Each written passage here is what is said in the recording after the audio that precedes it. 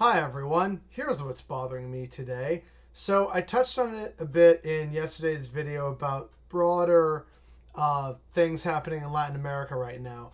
But today I want to talk about Peru because it is a wild ass story and it's completely slipped under the radar.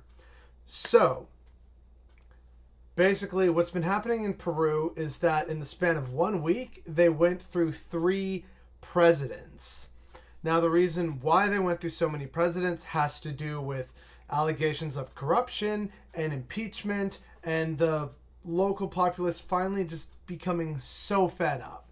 So, Peru's 2 youngest generations, what could ostensibly be called the millennials and the Zoomers, but in Peru, the youngest group are called the bicentennials because I think they came around or they're going to come around and become adults during Peru's bicentennial, so 200 years of independent Peru.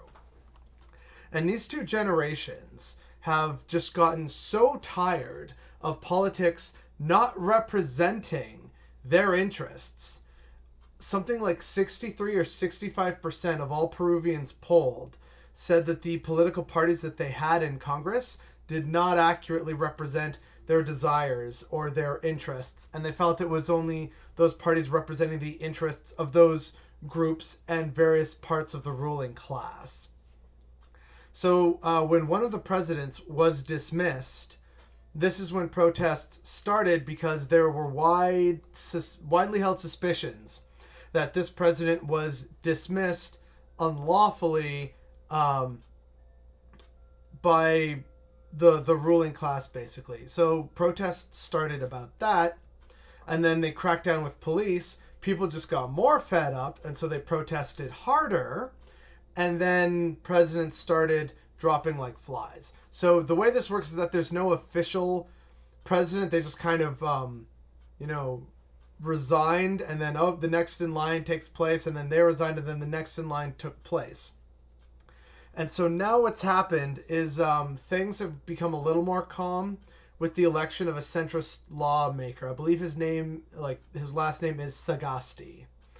And so far, some people seem to like him. He secured a majority vote in the Congress, so he's going to be president.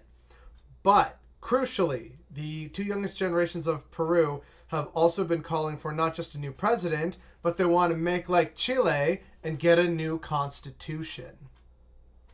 So, if it hasn't been made clear already, this is why the Peru story went right under the radar. Because the people decided, you know what, we've had enough of these parties not representing our actual interests. And we're going to fight to change that and change our constitution so that it is a fair, more egalitarian constitution for all people.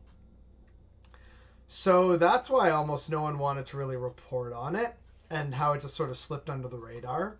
So again, to go back to yesterday's video, we're starting to see a movement in Latin America, a very leftist and progressive movement that is gaining traction.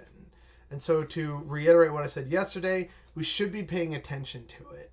But I also wanted to really talk about Peru itself because in many ways, it just disappeared under the radar, and almost no one that I saw in any leftist circles were talking about it or sharing it. And I felt it was important because the struggle for progress and equality is a worldwide and global struggle. So I just felt it was very important to quickly sum up the situation. I'll provide some articles and links down below for people who want to do a bit more actual reading to get some more detail on it.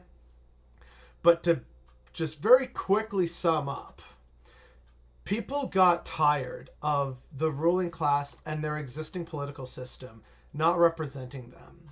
And they had sustained protests in the streets and finally put enough pressure on the leaders in their government to step down and resign. And it's a great showing of actual people power. And the fact that we didn't know about this for so long and that it just isn't getting covered is definitely what's bothering me today.